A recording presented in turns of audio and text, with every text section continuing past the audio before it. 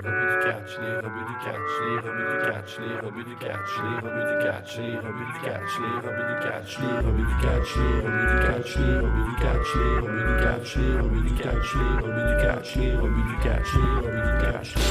curieux, c'est plus qu'une catchphrase. Soyez curieux, c'est un mode de vie. Soyez curieux, c'est plus qu'une catchphrase. Soyez curieux, c'est un mode de vie. Cody, Max, Sao pis Fab. Si tu veux du plaisir, t'es au bon endroit.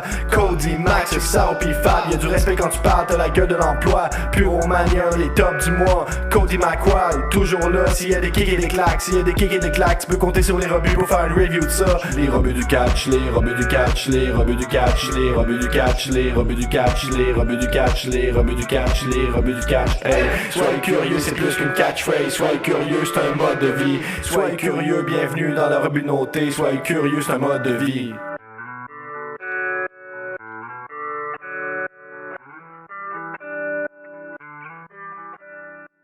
Allez, salut tout le monde et bienvenue dans une toute nouvelle vidéo, un tout nouveau podcast sur la chaîne des rebuts du catch. Je suis Cody McRide et je suis sous un nouvel angle parce que tout simplement on n'avait pas, c'était le seul moyen de faire comme ça. Mais en tout cas, je suis très heureux aujourd'hui de vous retrouver avec mes invités et aujourd'hui on va parler tout simplement de André le Géant ou André the Giant, enfin je sais pas, avec un accent anglais bizarre, et surtout de sa carrière. Et qui de mieux que d'inviter tout simplement les deux auteurs du livre The Eighth Wonder of the World, The True Story of André the Giant, ou en français Le Géant Ferré, la 8e merveille du monde. Et c'est tout simplement Pat Laprade et Bertrand Hébert que je reçois. Merci à vous d'avoir accepté l'invitation. Je suis très heureux de vous recevoir pour parler de notre DD national, comme certains l'appellent en France. Salut les gars. Enchanté, et merci encore une fois pour l'invitation. Effectivement, là, c'est une belle opportunité de découvrir, redécouvrir et de penser aux plus grands lutteurs ou catcheurs de l'histoire de la France. C'est ça. Merci Cody, et surtout que on sait, Bertrand et moi, que malheureusement André n'est pas n'a pas la comment on pourrait dire, n'est pas reconnu à sa juste valeur, je crois, en France. Alors, ça peut aider certains amateurs, certains fans plus jeunes de connaître la belle histoire d'André, mais tant mieux. C'est ça. Donc c'est pour ça que ce soir, on a décidé avec Bertrand, moi et Pat de vous proposer un podcast qui sera uniquement consacré. Pardon, je suis habitué à regarder cette caméra alors que là, je dois regarder là. C'est pour ça que je bug un peu. Donc ce soir, on voulait faire un podcast sur la carrière de André. Mais avant, bien entendu, qu'on commence... Comme c'est dans l'habitude chez les rebuts du catch, je suis obligé rapidement de vous représenter parce que Pat Laprade, donc historien de la lutte, annonceur, promoteur et animateur du podcast Les Antipodes de la lutte avec Kevin Raphaël, et tu es également commentateur pour Monday Night Raw sur TVA Sport au Québec. Et donc je t'avais également reçu il y a quelques temps, il y a un an de ça à peu près, à l'époque où Enzo était encore sur la chaîne des rebuts du catch, et Enzo, sa caméra avait pas marché, mais cette fois-ci je suis tout seul, donc ça marche. et Bertrand Hébert, donc historien de la lutte, promoteur, booker, et bientôt, on peut le dire, hein, Bertrand, nouveau membre des rebuts du catch, parce que là tu commences à avoir plusieurs invitations. Là, c'est la 4e fois que tu viens, 3e fois, je sais plus. Troisième fois. Puis on a eu des belles conversations là, sur le Puro, puis sur Pat Patterson et le monde de la lutte en général. Donc, je suis toujours partant pour venir parler catch et être curieux. c'est ça, être curieux. Parce que, comme j'allais le dire, tu es médiateur autour des débats de Kejimuto dans Puromania. C'est comme ça qu'on t'appelle chez les rebuts, hein, quand on a un souci. On dit, attendez, je vais appeler Bertrand, et puis voilà, comme ça tu vas. et donc, du coup, et tu es également, alors, bon, on va casser un peu le café, mais père du jeune catcheur Zach Patterson. Et je tiens à te le dire, Pat, je suis désolé, mais Zach Patterson suivait les rebuts du catch avant de te suivre, toi et Kevin Raphaël. C'est correct. Moi, je vous écoute parler, puis j'étais à la veille d'aller rejoindre Enzo et de vous laisser vous laisser votre bromance continuer en parlant d'André. Là, je me sens presque pas exclu de la conversation. Presque pas. Non, tu seras bien inclus dans la conversation, Pat, ne t'en fais pas. Mais voilà, c'était le petit clin d'œil et ça m'avait fait rire quand je vous avais entendu crier dans les pots et les fleurs des antipodes de la lutte, un podcast que j'écoute chaque semaine. Donc merci à toi pour ton travail et merci à vous deux pour votre travail, parce que avant de commencer cette on va dire analyse, je sais pas comment on peut l'appeler, mais en tout cas le retour sur la carrière d'André le Géant, j'ai demandé à certains auditeurs des revues du catch de poser des questions et je me suis dit ça serait bien de le faire directement parce que souvent en fin d'émission on est un peu pressé par le temps et tout. Je me suis dit autant comme ça fait et vu qu'il y avait des bonnes questions, je me suis dit que ça serait intéressant d'avoir votre avis. Donc on a El Gringo qui vous demande, est-ce qu'en 2022 un homme comme André aurait eu du succès? Peut-on encore avoir des géants marquants dans le catch? Qu'est-ce que t'en penses, Bertrand? Ben écoute, je trouve que la question est très bonne, puis on le voit là, avec le géant Omos. La liste de géants est tellement longue qu'on l'oublie, là, les tentatives d'avoir des monstres ou des géants. Je pense que jusqu'à ce jour, ils ont beau dire ce qu'ils veulent, là, parce que là, j'ai vu l'Undertaker dire que Omos c'était comme le géant, puis le JBL, puis là, on dirait que tout le monde joue la ligne de la compagnie là-dessus. Je pense qu'on s'énerve un petit peu de ce côté-là. C'est excessivement difficile. Je pense que André, aujourd'hui, à son prime, l'analogie la meilleure serait probablement Brock Lesnar, c'est-à-dire une espèce d'attraction qui arrive, mais qui livre la marchandise quand elle est là. Et là, on se retrouve souvent avec des géants qui sont là tout le temps, qui livrent pas toujours, ou qui sont totalement différents, et qui deviennent ordinaires, ou ils font partie du spectacle. D'ailleurs, à ses débuts en France, c'était un peu ça. André était traité comme un lutteur partout. Et c'est sa carrière en Amérique qui va développer le phénomène de l'attraction. Et le système des territoires était totalement fait pour ce type de personnage-là qui se promenait de ville en ville, qui était là temporairement, mais qui avait un gros impact sur la scène. Donc, aujourd'hui, ce serait excessivement difficile, puis je pense que le principal problème résiderait dans la patience qu'on aurait ou pas avec le personnage pour lui donner sa chance de se développer. Parce que probablement qu'au lieu d'être plusieurs années à développer ses talents et ses caractéristiques, on le propulserait à la télé comme on fait un peu en ce moment. Puis une fois qu'on échoue devant des millions de spectateurs en même temps, c'est difficile de s'en remettre. Là. Donc... OK. Donc, si tu veux me voir partir sur une tirade de 10 minutes... Dis-moi Comos est le nouveau géant ferré. Je veux dire, c'est même pas proche, là, même pas proche d'être proche. Je veux dire, je comprends même pas qu'on puisse faire cette analogie-là. Non, écoute, les deux brumes sont tombés quand j'ai entendu l'Undertaker, quelqu'un qui a connu André, quelqu'un qui a beaucoup de respect pour André. Comme Bertrand dit, dire la ligne de la compagnie de cette façon-là et quasiment y croire là, et vouloir nous l'insérer au plus profond de notre gorge, je dirais non. Et puis, pour répondre plus particulièrement à la question, c'est que le système des territoires faisait en sorte qu'un géant comme André pouvait lutter pendant un court laps de temps dans une ville ou un territoire donné et ensuite changer. Et c'est d'ailleurs pour ça que Paul Vachon, dans le temps avec Luc Grandprix, avait décidé de vendre les services ou de donner les services du géant à Vince McMahon père parce que son territoire était beaucoup plus grand et il commençait à voir ici au Québec par la fin 72 que le géant, si tu l'utilisais trop souvent à répétition, semaine après semaine, ben ça devenait plus une attraction. Parce qu'une fois que tu avais vu le géant, à moins que le programme, à moins que l'histoire, la rivalité soit vraiment bonne, tu as vu le géant nous deux fois, ça finit par se ressembler un peu, mais 6 mois plus tard, tu as hâte de le revoir parce que tu ne sais pas quand ça va être la prochaine fois qu'il va revenir. Et ça, Vince McMahon l'avait compris dès le départ. Donc, dans le contexte actuel où on voit les vedettes à répétition à chaque semaine à la télévision, plus j'allais dire les pay-per-view, les premium live events, les PLE, hein, au lieu des PPV, c'est des PLE. Donc, quand si tu ajoutes ça en plus, ben, ça fait en sorte que c'est dur d'être une attraction. de cette nature-là. Et Brock Lesnar, même s'il y a des gens à qui ça ne fait pas leur affaire de voir un Brock Lesnar à temps partiel comme ça, ben ça fait en sorte que quand il revient, ben il demeure une attraction, Brock, puis les gens réagissent à sa présence. Puis c'est un peu ce que le géant avait comme réaction à l'époque aussi.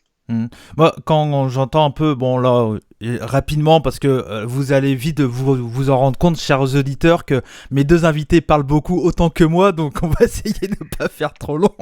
Je ne comprends pas de ce que tu dis là, non? Non, c'est pas vrai. Non, mais en fait, moi, ça me fait penser un peu, alors je sais pas, mais j'ai l'impression que ça va être le cas avec, par exemple, Bryan Danielson du côté de All Elite, où j'ai l'impression qu'ils vont essayer de l'utiliser petit à petit. Là, il y a eu cette feud qu'on a d'Ampage et j'espère qu'ils vont pas le réutiliser tout de suite, histoire de garder un peu l'attente, quoi. Moi, je pense que Danielson va lutter temps plein. Je pense que c'est son désir de vouloir lutter temps plein parce qu'il sait qu'il n'y en a pas pour 5 ans encore à lutter. Par contre, All Elite, dans son modèle d'affaires, n'hésite pas à faire une rotation dans ses lutteurs parce qu'on sait qu'il n'y a pas de saison dans le monde de la lutte, mais au lieu d'utiliser quelqu'un 12 mois par année, s'ils peuvent l'utiliser 9 mois par année puis lui donner une pause de temps en temps, ben, ça fait en sorte que ton personnel reste un peu plus frais lorsque tu l'utilises, lorsqu'il arrive à la télévision. Mais je pense pas que ça va être le cas de Danielson, en tout cas pas à très court terme. Ok. Il avait une question, alors là, qui vous concerne, vous deux en tant qu'historien de la lutte, parce qu'il dit, El Gringo, que quand on voit les talents canadiens qui sont parmi les plus grosses stars du catch mondial, et quand on voit la réussite des talents entraînés par des Canadiens, exemple chez nous, quelqu'un comme Tristan Archer, Clément Petiot, qui a fait le Cruiserweight Classic, qui a été entraîné par Lance Storm, il y a le Donjon Hart et bien d'autres. Peut-on dire qu'il y a une école canadienne de catch, comme on dit qu'il y a une école japonaise ou une école mexicaine? Wow. Je pense que c'est un petit peu exagéré. Il y a une grande passion pour le catch au Canada, au Québec. Et donc, on a des gens passionnés qui veulent réussir, puis des gens qui ont réussi à des très hauts niveaux. Donc, par conséquent, effectivement, les gens qui s'y adonnent et qui réussissent sont souvent des gens excessivement passionnés. Et vont percer quand même à des hauts niveaux. Je pense pas qu'on a un style particulier typique du Québec ou du Canada, par contre, ou une façon d'entraîner typique du Canada. Je pense, par contre, que les athlètes du Québec, comme dans tout sport, sont des gens au sang plus latin que le reste du Canada. On va se démarquer souvent dans notre parler puis dans les personnages qui ont joué au travers des époques.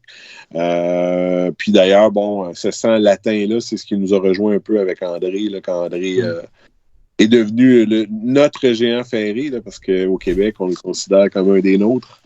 Ouais.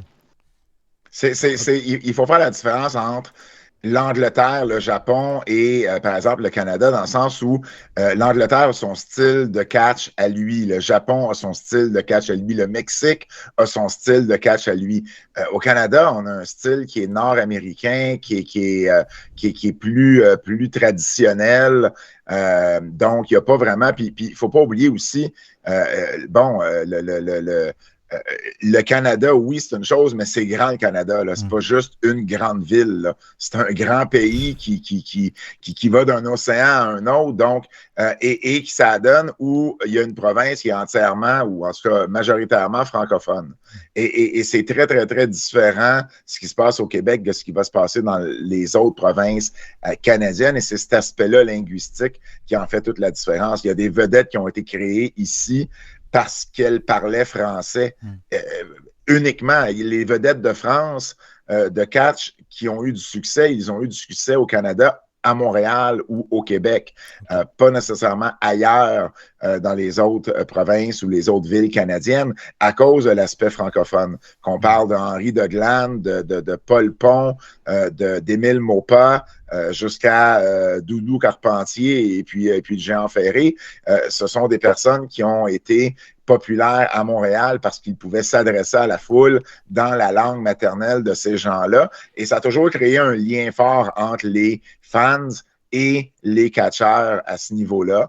Et puis, ça continue de l'être aujourd'hui. On est très derrière on est excessivement derrière nos vedettes ici au Québec. On les suit énormément, on les vénère et c'est pas différent dans la lutte que dans d'autres sphères de notre star system ici québécois ou au milieu sportif également. Mais c'est ce qui fait qu'un Kevin Owens, par exemple, ou même un Sami Zayn, n'importe qui connaît du succès et qui parle français, ça va venir chercher quelque chose, ça va venir connecter avec nous. Donc, c'est pas nécessairement un style, plus qu'une caractéristique qui fait qu'au Québec, c'est un petit peu différent. Ok, d'accord.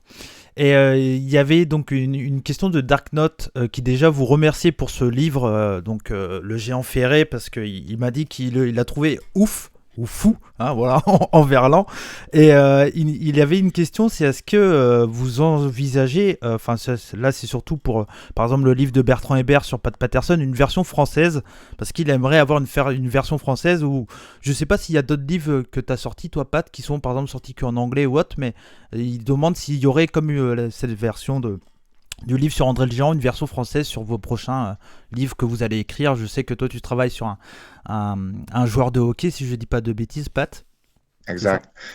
Écoute, moi de mon côté, juste avant de laisser Bertrand, moi de mon côté, j'ai un livre sur l'histoire de la lutte féminine qui s'appelle Sisterhood of the Squared Circle, qui malheureusement ne sera jamais traduit en français parce que c'est toujours une question de marché, hein. C'est une question de voir le potentiel de la traduction et de l'intérêt pour cette traduction-là. On a nos livres sur l'histoire de la lutte au Québec qui sont dans les deux langues. On a notre livre sur Maurice Mad Dog Vachon qui est dans les deux langues. Puis je vais laisser Bertrand répondre là, pour Pat Patterson. C'était le rêve de Pat, souvent, là, de pouvoir avoir une version française pour que sa propre famille puisse lire l'histoire.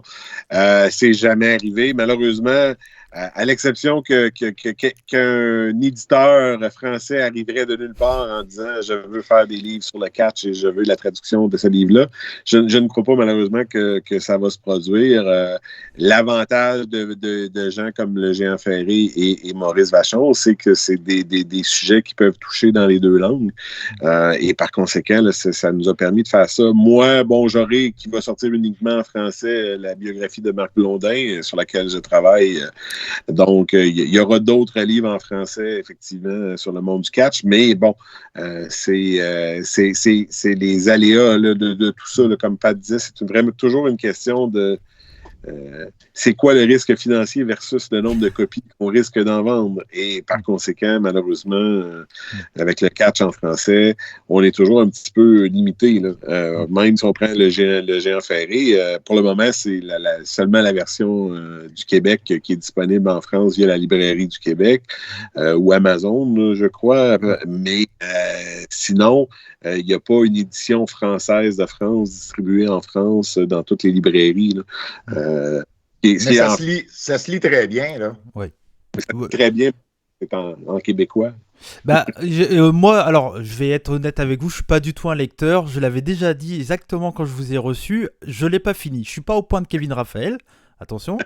Je suis quand même à 300 pages. Donc, voilà. Je suis quand même bien, voilà. Mais moi, en fait, je suis quelqu'un qui... On n'a pas entendu Bertrand, ça a coupé. Tu bottes le cul de Kevin Raphaël. Oui, il faut pas.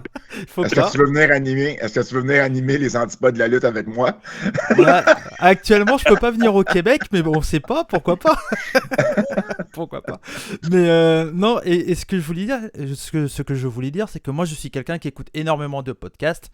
Moi, ça m'a manqué une version audio du livre, par exemple. Ça aurait été super pour moi, qui est pas un grand lecteur, et une version audio, ça m'aurait fait... plusieurs jours de boulot et j'aurais trouvé ça fantastique. Après, j'imagine que c'est très difficile de trouver un bon lecteur, etc. Surtout faire, par exemple, une version anglaise, une version française. Enfin, c'est pas évident, j'imagine. Il y a une version anglaise audio du livre. D'accord. Ok. Pour ceux qui comprennent l'anglais. De copies vendues versus les coûts de production d'une version française en format audio. Ouais. Ok, non mais bon voilà, mais bon après ça n'empêche que tout ce que j'ai lu du livre, je l'ai trouvé très très bien. C'est le seul livre que j'ai lu autant de pages, donc ça prouve que pour moi c'est... Alors, comme je vous l'ai dit, je suis pas un grand lecteur, mais... Est-ce que tu as lu de la page 1 à 300 ou c'est 300 pages éparpillées à travers le livre? 1 à 300.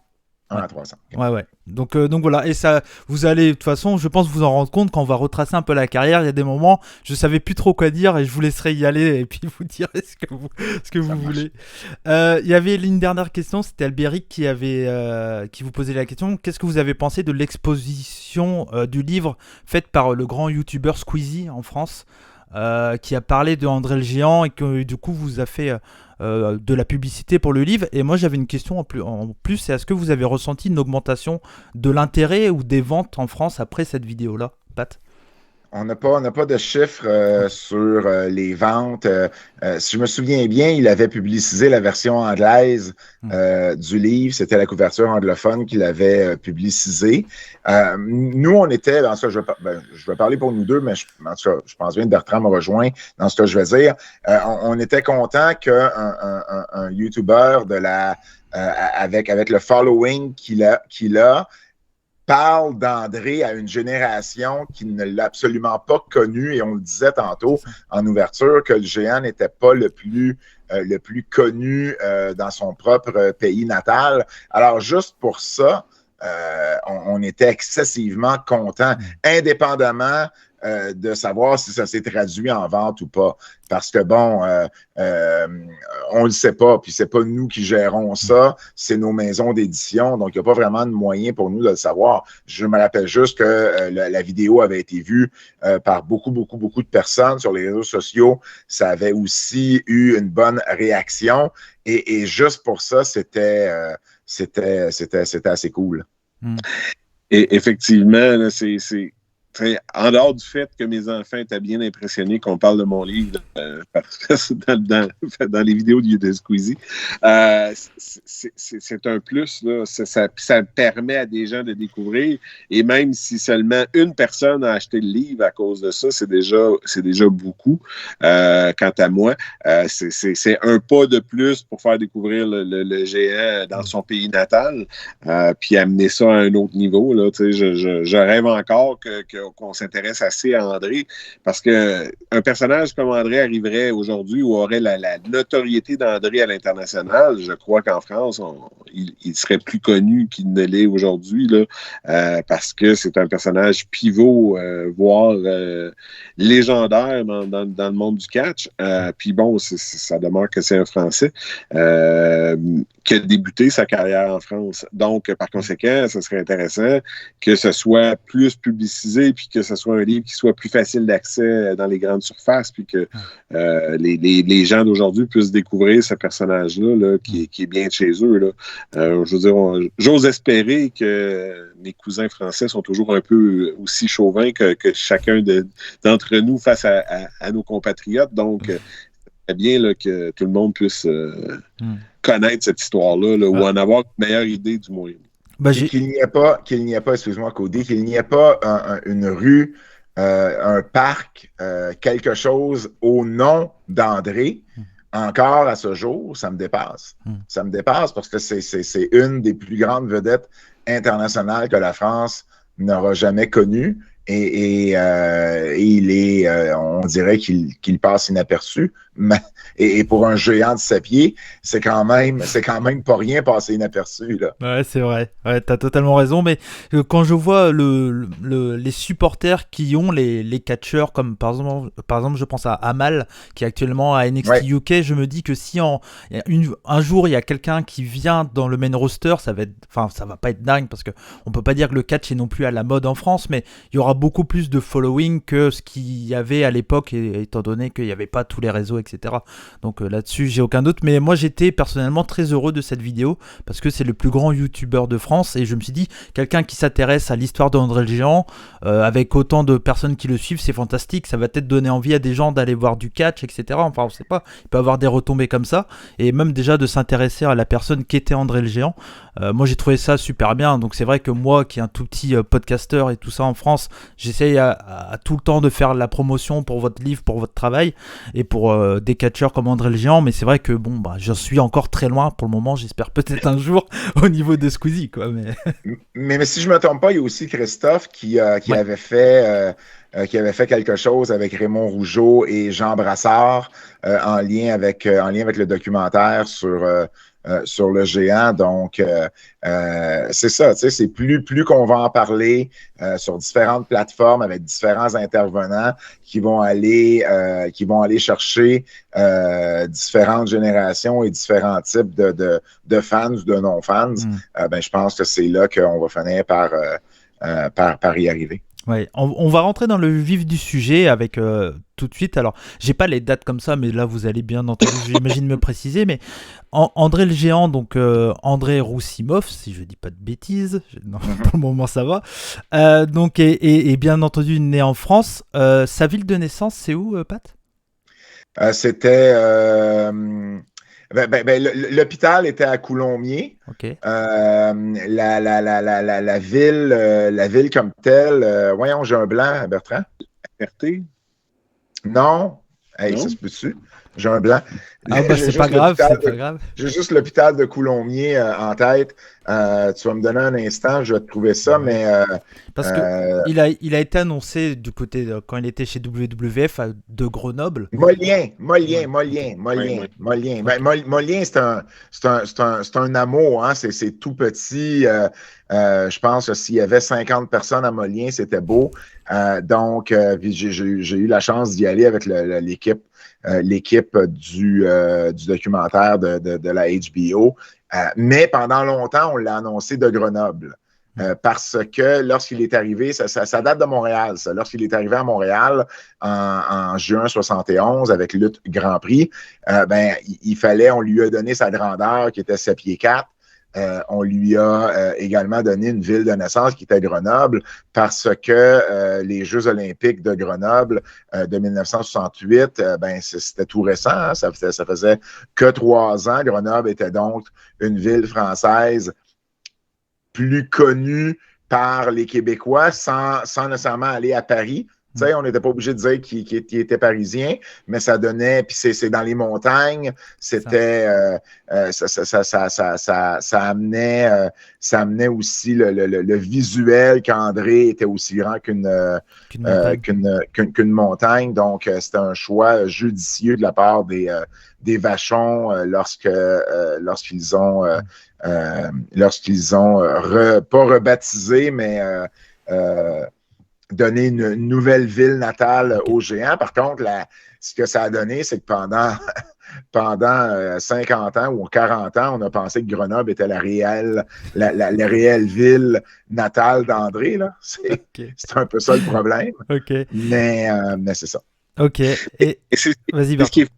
Ce qui est fascinant de toute cette histoire-là, de ces catcheurs-là, de cette époque-là, c'est comment on va façonner le personnage de la fausse ville natale jusqu'à la grandeur, en passant par les origines bûcherons, ou même, puis là, on va prendre un bout de vrai, on va le coller à un bout inventé, on va créer cette mythologie-là autour de ces gens-là. Là, Édouard Carpentier a eu un peu le même genre de traitement à son arrivée en Amérique.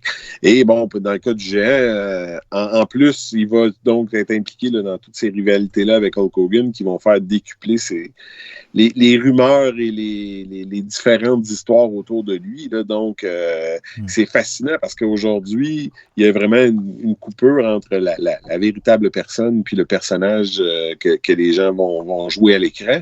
Tandis qu'à cette époque-là, le géant ferré est devenu André the Giant et André Roussimov, lui, il prenait un pina colada en arrière-plan puis il laissait les deux autres prendre toute la place. Il restait plus grand place pour la véritable personne dans tout ça. Là. Donc ça, c'est fascinant là, dans l'histoire du géant. Là. Cette tranquille mise en place du personnage qui prend la place de l'humain là, qui était André Roussimov. Et c'est ça qui est intéressant, c'est parce que lui, il était enfant d'une famille qui était moyenne, je pense qu'on peut le dire, d'agriculteurs, si je dis pas de bêtises. C'était ça? Ben oui, d'agriculteurs, mais bon, tu sais, c'était une famille qui était pas très fortunée, qui avait immigré, le père et la mère qui avaient immigré en France. Le père avait été fait prisonnier durant la deuxième guerre mondiale, donc ça avait été, c'était pas bon d'origine polonaise et bulgare. Donc, qui s'était bien adapté par contre Aux coutumes françaises, quoi. à leur nouvelle. Ben oui, exactement. Mais c'était pas une famille fortunée. On n'avait même pas de télévision là dans la maison familiale tout le temps de l'enfance d'André. Là. C'est d'ailleurs une des raisons pourquoi André ne grandira pas nécessairement comme amateur fan de catch.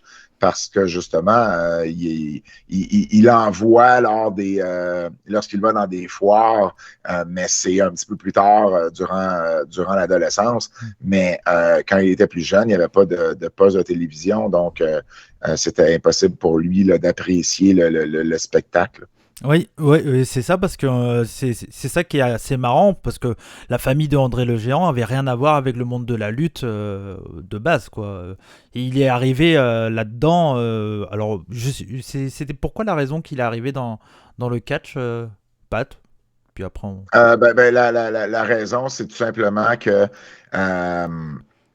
il s'est fait recruter par un promoteur qui l'a vu et qui s'est dit qu'un garçon de sa grandeur et de son gabarit pourrait certainement réussir dans le monde du catch et a décidé de l'amener à Paris pour l'entraîner au catch.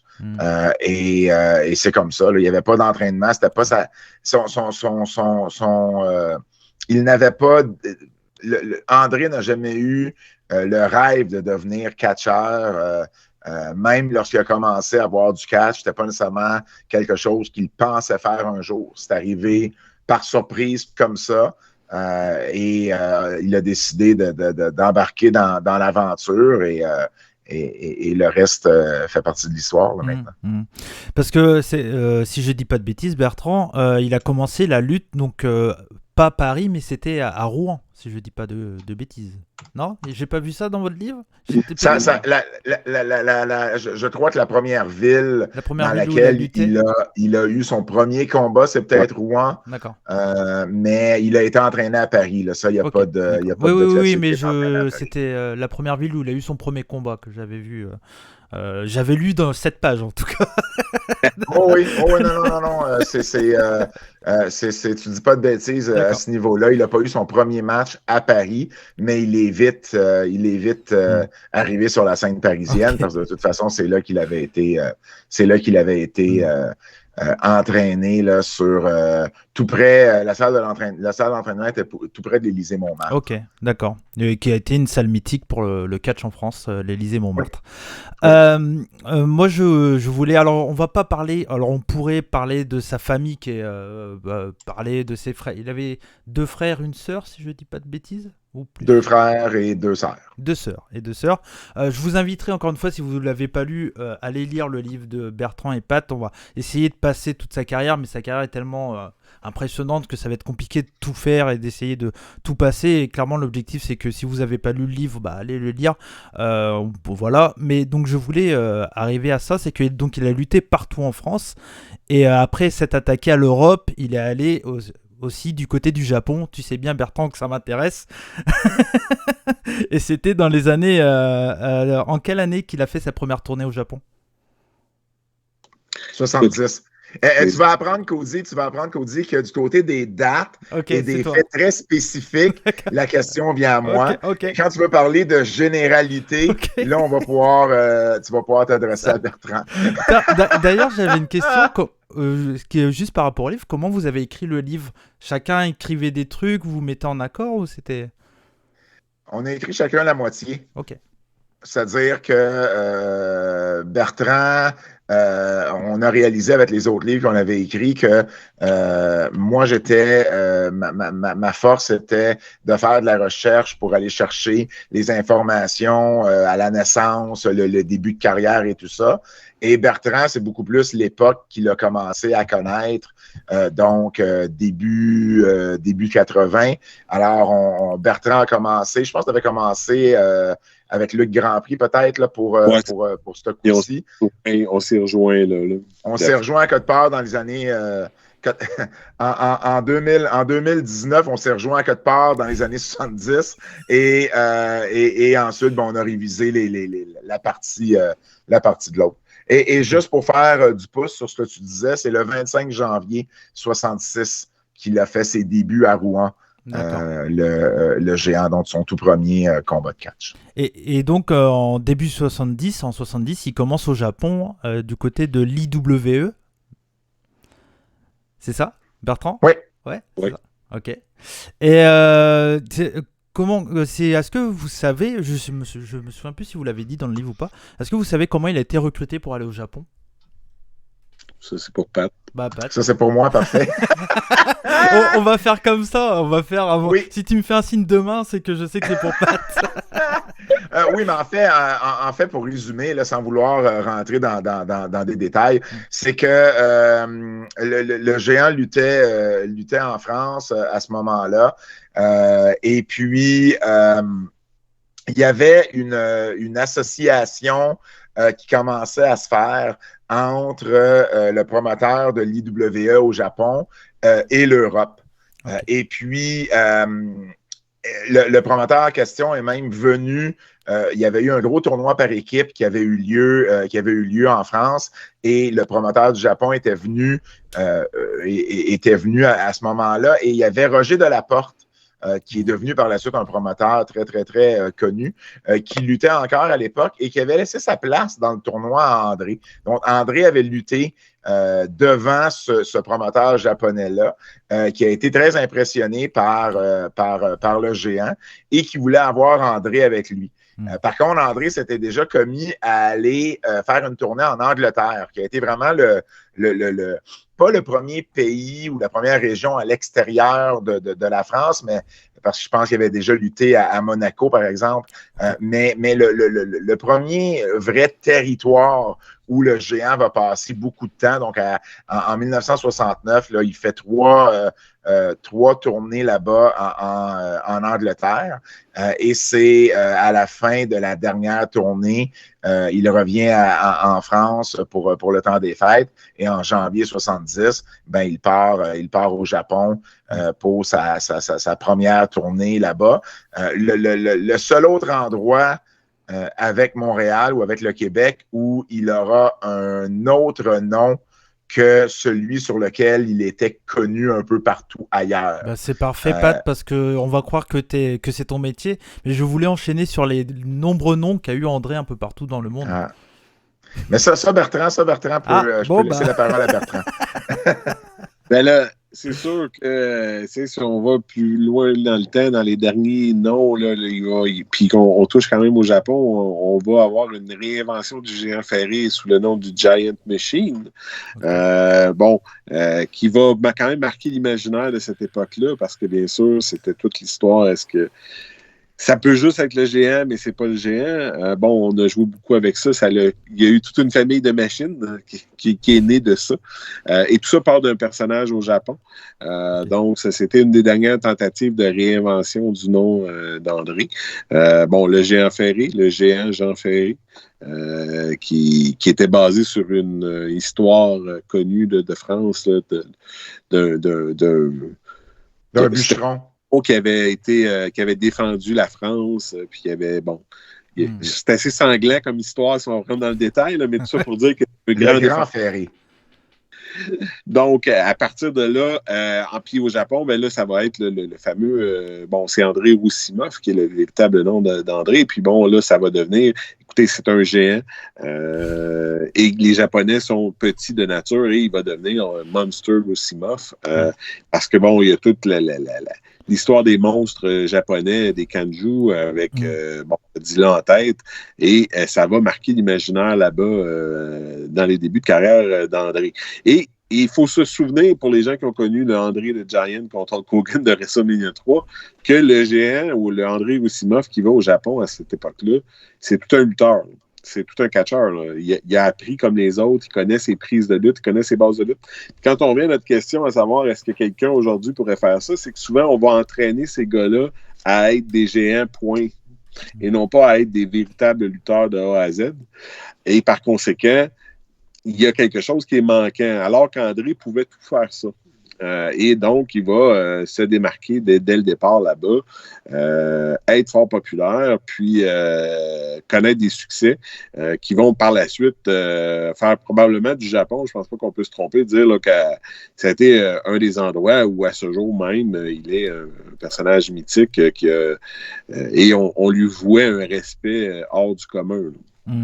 Et Cody, au moment où la planète entière, incluant le Japon, appelle André the Giant, au Québec, il demeure le géant ferré. Okay. Et ça, c'est particulier parce que à partir du moment qu'il a commencé à travailler pour Vince McMahon, même au Japon, le Monsur Roussimoff n'existe plus. Okay. C'est André the Giant. Mais au Québec, c'est toujours demeuré le géant ferré. Même dans la publicité qui se fait à la télévision, dans les journaux de l'époque, c'est vraiment le nom sous lequel il est connu. Et c'est le même nom qu'il utilise en France, Jean Ferré ou le géant Jean Ferré. C'est le nom avec lequel il fait ses débuts. On avait lu, entre autres, parce que bon, comme tu le sais, notre livre a essayé de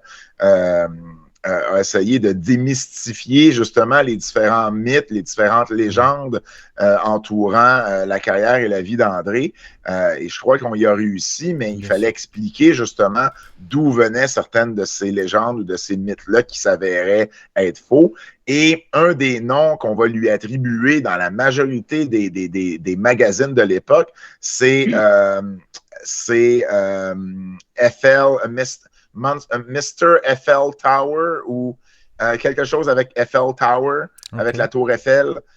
Et il n'a jamais eu ce surnom-là. Il n'a jamais eu ce nom-là. C'est un nom, on l'a surnommé ainsi dans un article de magazine une fois, et le nom est comme resté parce que c'est un des premiers articles sur André dans un magazine de catch, mais il n'a jamais été appelé autrement que le géant Jean Ferré. Même en Angleterre. En 69, c'est le géant ferré. Dans le reste de l'Europe, en Afrique, où il va lutter également à la fin des années 60, début 70, ça demeure toujours le géant ou Jean Ferré. Donc, jusqu'à ce que Vince McMahon le rebaptise.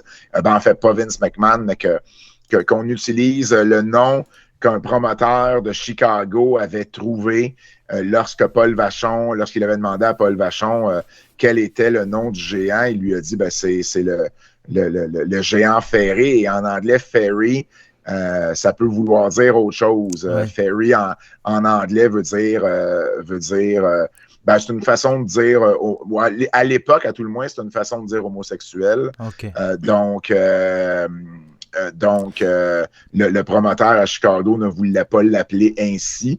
Et il lui a demandé à Paul Vachon, c'est quoi le vrai prénom d'André? En fait, le vrai prénom du géant. Il lui a dit André. Ils ont, on va l'appeler André the Giant. Et c'est ce nom-là, par la suite, que Vince McMahon réutilisera et popularise là. Ouais. Oui, parce que même quand il y a des Français qui en parlent, on l'appelle André le géant. Oui. Donc, ou des fois aussi, vous allez mettre un Z, ce qui va faire André the Giant. Exactement comme ce que j'ai fait au début, c'est ça? Un peu comme tu as fait au début. J'ai fait l'effort d'essayer de parler anglais avec mon accent français. Alors, c'est pas évident. On parlait tout à l'heure un peu, tu nous as dit, c'est vrai, vous avez fait en sorte d'essayer de dire la vérité, d'essayer de faire croire les rumeurs et tout, essayer de tout remettre dans le droit chemin, on va dire. Il y a la rumeur qui dit qu'il aurait appris sa maladie, donc l'acromégalie, lors de sa première tournée au Japon en 1970. Et il y avait également, moi je voulais savoir un peu dans les rumeurs, combien mesurait André, quoi. Bertrand, vas-y avec l'acromégalie. Ben, il y a beaucoup de choses. L'acromégalie, effectivement, c'est quand même c'est ce qui va le définir beaucoup parce que les caractéristiques physiques qui vont faire d'André pourquoi on se rappelle de lui viennent de cette maladie-là, là, qui vont faire lui donner j'ai juste le mot en anglais, là, ses faciès ou ses traits très facial-là, très, très particuliers, qui vont se développer là, particulièrement à l'époque là, des années 80, quand il va avoir là, cette dernière série-là contre Hulk Hogan. Son physique va devenir vraiment particulier au niveau là, du visage, les dents, les mains. C'est ce qui a défini un peu sa vie. Et effectivement, il semble là, que toutes nos recherches semblent démontrer qu'il savait. Mais comme tout bon monsieur de cette époque-là, on ne parle pas de nos émotions, on ne parle pas trop de nos choses. Puis si on commence à parler de maladie d'André Roussimoff, comment on peut vendre que le géant ferré, qui est en fait un résultat de cette maladie-là, est un surhomme. Et bon, donc, il y a... Je comprends un peu que tout ça, c'était pas... Puis André préférait passer à autre chose que d'en parler. Donc, c'est devenu tout ça un peu nébuleux parce qu'il ne partageait pas ces choses-là avec beaucoup de gens. Mais on a des gens à Montréal, Paul Leduc, Gino Brito, Paul Vachon, qui vont nous mentionner que, bon, après quelques verres... On parlait de la vie, de demain, et bon, c'est le genre de sujet là, qui était abordé à ce moment-là. Je crois aussi que Jackie a mentionné qu'il lui avait dit qu'on lui en avait parlé au Japon lors de ses premiers voyages.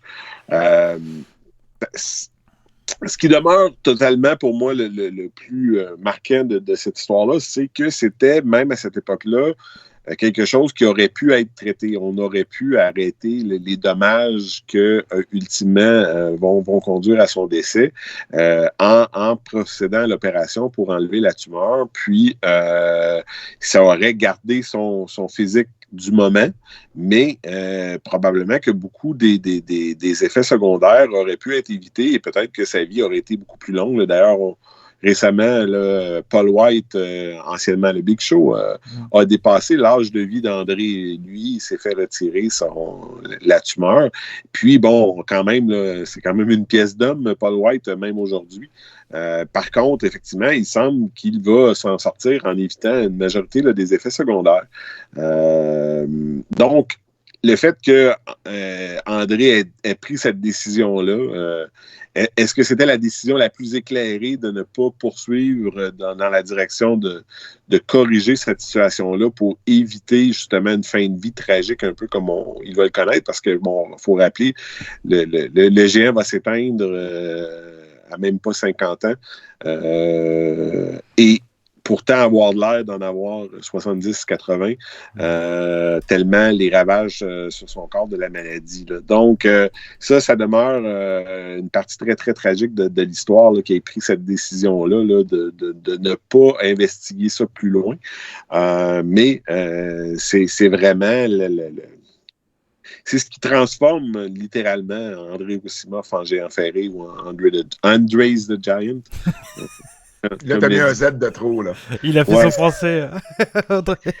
mais pour appuyer ce que Bertrand dit, c'est qu'André, à Montréal, lorsqu'il parle à des gars comme Paul Leduc, Paul Vachon, Gino Brito, il leur dit pas le mot acromégalie ne sort jamais de sa bouche. Ce qu'il dit, c'est « Ah, moi, je vivrai pas vieux ».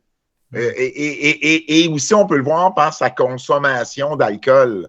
Parce que c'est à partir de ce moment-là qu'André décide de vivre la vie, là, parce qu'il sait que son espérance de vie est plus limitée. Et il ne peut savoir ça que si on lui a dit qu'il avait une maladie. Sinon, pourquoi il pourrait savoir que son espérance de vie est limitée? Ça se passe dans les années 70. C'était d'ailleurs une des choses, le documentaire sur le géant, que évidemment, je suis producteur associé là-dessus, mais c'est pas moi qui avais le dernier mot surtout. Et c'est une des choses sur lesquelles je n'étais pas d'accord, c'est que le documentaire avait décidé de prendre la version du médecin qui l'avait opéré à la cheville en 1980, qui disait que lui, il a avisé le géant qu'il y avait l'acromégalie et il semblait par la réaction du géant, c'était la première fois qu'on lui disait qu'il avait l'acromégalie. Mais à ce moment-là, le géant lutte fait du catch depuis 15 ans. Il est capable pour utiliser une expression de lutte, de ne pas vendre le coup et de ne pas vendre l'émotion, ou de ne pas vendre le fait que il le savait déjà. C'est quelque chose qu'il ne parlait pas. Alors, le médecin lui dit, et le médecin dit, il avait l'air surpris ou il n'y avait juste pas d'émotion, le géant, par rapport à ça. Il le savait déjà, puis Jackie McCauley, avec qui il est demeuré longtemps, qui était l'épouse d'un de ses bons amis qui s'occupait de son ranch en Caroline, nous l'a confirmé. Okay. Donc, c'est ça. Du côté de sa grandeur, parce que ta question avait deux volets, au niveau de sa grandeur, évidemment, quand il est arrivé ici au Québec, on lui a donné Grenoble comme ville natale. On lui a donné également un 7 pieds 4 comme grandeur. C'est ici à Montréal que ça a commencé. C'est pas Vince McMahon qui a commencé à lui donner cette grandeur-là. Et pourquoi 7 pieds 4? La logique un peu derrière, c'est de faire d'André le plus grand athlète nord-américain ou qui performait à ce moment-là en Amérique du Nord. Et à ce moment-là, il y a un joueur de basketball qui mesure 7 pieds 2. Alors, on veut le faire plus grand. Oui. Excuse-moi, je te coupe juste pour les Français, ça fait à peu près 2,23 m à peu près. 7 pieds 3, j'ai mis. C'est 2,20 m à peu près. Voilà. Bon. Donc, à ce moment-là, on le met quelques centimètres de plus que... Ah! Et on a perdu Pat. Karim Abdul-Jabbar. C'est bon. Pat est de retour.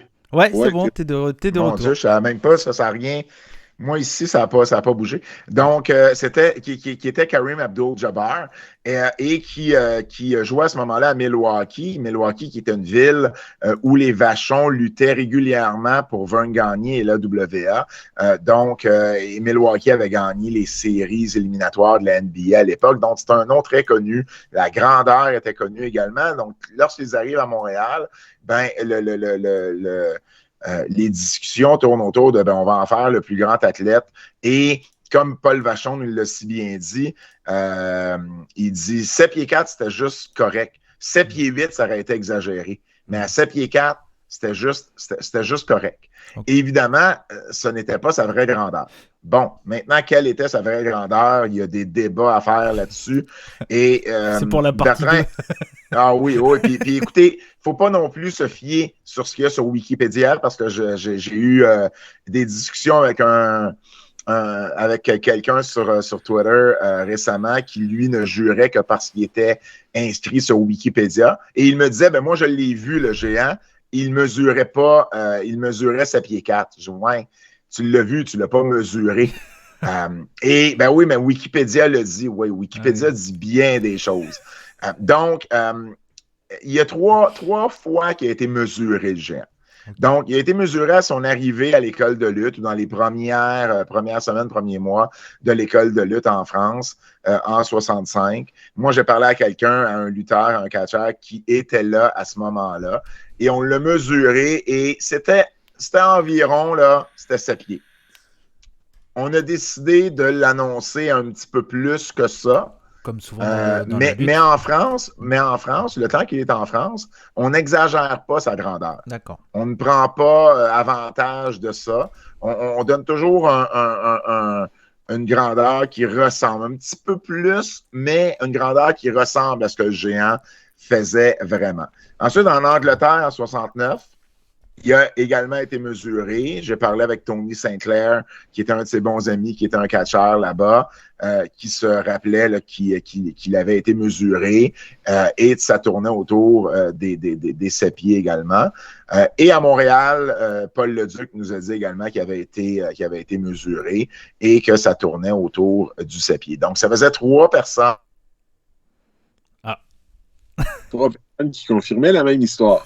Dans 3 pays différents, mais Wikipédia dit 7 pieds 4. OK. Alors voilà. Le géant, quand il est décédé, Ouais. Parce que, bon, Cody, tu t'es pas rendu à la fin, mais Non, mais le géant, il décède à la fin. Tu me spoil la fin de l'histoire. Et le géant, quand il est décédé, il a été mesuré dans son cercueil. D'accord. Il faisait 6 pieds 10 à ce moment-là. Ok. Donc, il faut se souvenir que, bon, on dit toujours qu'on rapetisse en vieillissant, mais quand tu es atteint d'acromégalie, c'est un des symptômes qui peut arriver plus rapidement. Parce que dans le fond, c'est les Bertrand, aide-moi donc ici, c'est les. Qu'est-ce qu'on a dans le dos, là? Les vertèbres. Les vertèbres. Les vertèbres puis les disques vont s'aplatir. Exact. Également. Puis élargir, pas nécessairement. Fait que donc, ça élargit. Fait que ça aplatit. Donc, un petit peu plus rapidement. Donc, une perte de 2 pouces semblait totalement dans la moyenne de ce qu'on pouvait s'attendre après la vie, la carrière de catcheur du géant. Même si le géant n'était âgé que de 46 ans. Là. Mais habituellement, on dit qu'on rapetisse un petit peu plus tard, mais quand tu as l'acromégalie, ça peut arriver plus tôt à cause de cette condition-là. Encore plus quand tu avais le métier que le géant avait, c'est-à-dire prendre des coups. Prendre des coups, être un peu plus physique avec son corps. Donc, c'est un peu l'histoire derrière sa grandeur. Okay. Parce qu'on prend le temps là-dessus, mais c'est beaucoup de discussions, beaucoup de débats autour de ça. Hein. C'est un peu ça aussi qui fait le fait que André le Géant est une star, qui a la vérité, etc. Vous avez fait les recherches les plus précises pour avoir la vérité, j'imagine, ou en tout cas ceux qui se rapprochent de plus. Sans fausse modestie, à la question qui détient la vérité sur le géant, je te dirais que dans 99,9% des cas, c'est moi et Bertrand. OK. Et je suis très sérieux dans ce que je vais affirmer là. Je suis prêt à défendre n'importe quel point qu'on parle dans le livre parce qu'on les a fait nos recherches, puis on a pris le temps de parler aux personnes, puis de confirmer et reconfirmer. Et la grandeur en est un. J'aurais beau. Dave Meltzer n'est pas nécessairement d'accord avec moi ou avec nous sur la grandeur du géant. Pour lui, le géant a fait au maximum 6 pieds 10, peut-être 6 pieds 11. C'est pas le cas. Mais c'est correct. À un moment donné, tu finis par accepter que quelqu'un n'y croira pas, basé sur sa propre expérience. Mais voilà. Ok. Moi, il y a un moment qui m'a fait rire dans le livre, c'est la rencontre de André avec Saddam Hussein en Irak. J'ai trouvé ça complètement ailleurs, en fait. Je sais pas si vous pouvez m'en parler un peu, Bertrand. Je te vois rigoler. Et Adnan El-Kassi, que bon, les gens connaîtront peut-être plus sous le nom du général Adnan de l'époque de Sergent Slaughter en sympathisant irakien, qui a aussi joué le rôle d'un Amérindien aux États-Unis, etc., qui est originaire d'Irak et qui va faire venir André là, dans le combat classique de l'étranger contre le héros local. Et au travers de tout ça, André va rencontrer Saddam Hussein. Et bon, dans les mots colorés du général Adnan, on prenait ça pour du catch, le catch en Irak. Et André va préférer souvent laisser Adnan gagner toutes les chutes plutôt que de partager. Et on laisse sous-entendre à Adnan qu'on pourrait remplir le géant de plomb dans ces situations-là. Donc, c'est assez cocasse, on s'entend, puisque Saddam Hussein va devenir un personnage fort connu sur la scène mondiale.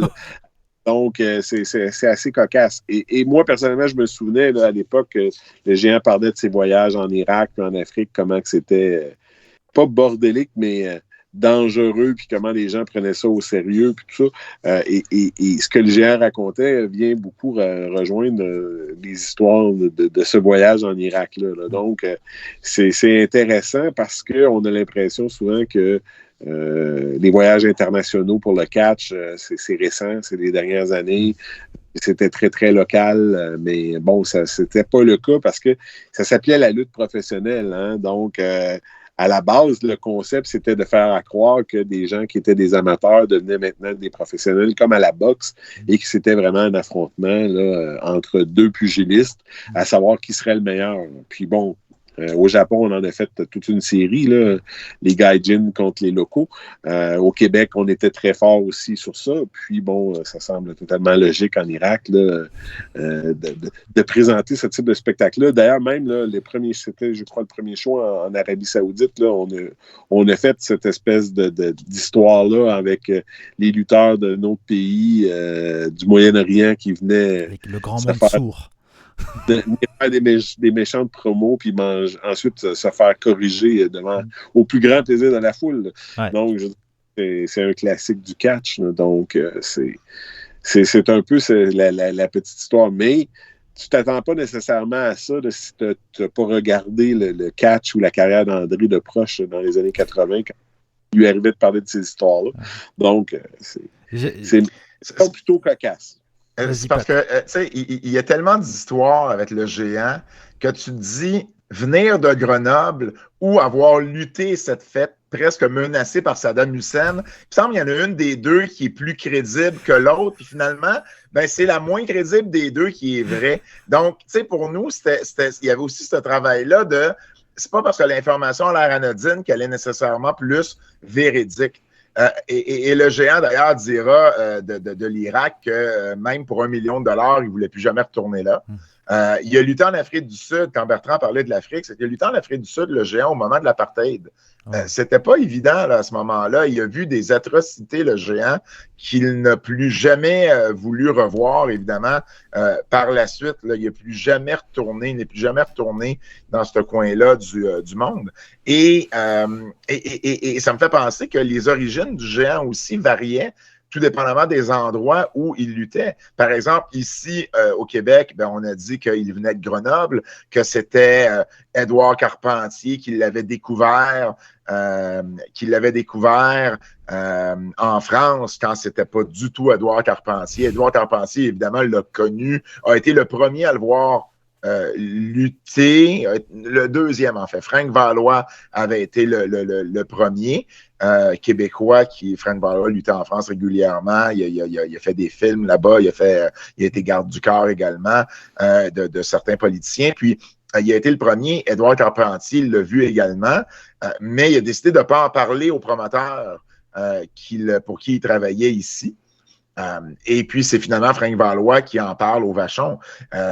On disait également souvent que Carpentier l'avait rencontré dans la forêt. Il y avait un arbre qui était tombé et là, Carpentier ne pouvait pas bouger avec son véhicule. Et là, le géant est sorti du boisé, a enlevé l'arbre. Et là, Carpentier a fait, mais ma foi, quel est ce géant qui vient à ma rescousse?